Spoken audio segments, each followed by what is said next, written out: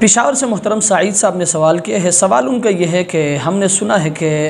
سرکار دو عالم صلی اللہ علیہ وسلم نے ارشاد فرمایا ہے کہ جو شخص عاشورہ کے دن یعنی 10 محرم الحرام کو اپنے گھر والوں پر کھانے میں وسعت کرے گا اس کی بڑی فضیلت ہے۔ آیا ایسی کوئی حدیث موجود ہے یا نہیں؟ تو یاد رکھیں، جی ہاں حدیث موجود ہے، لیکن وہ حدیث سند کے اعتبار سے انتہائی کمزور ہے، جس میں سرکار دو عالم صلی اللہ علیہ وسلم نے فرمایا کہ اگر کوئی شخص عاشورہ کے دن یعنی 10 محرم الحرام کو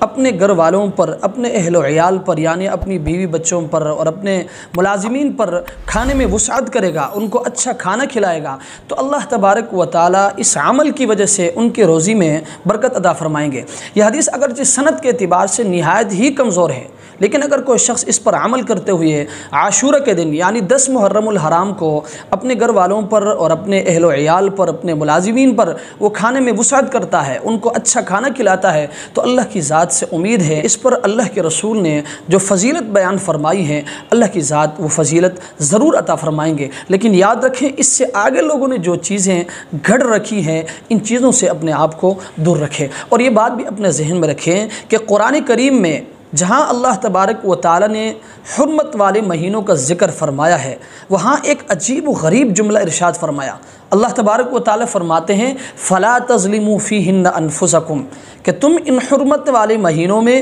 اپنی جانوں پر ظلم نہ کرو۔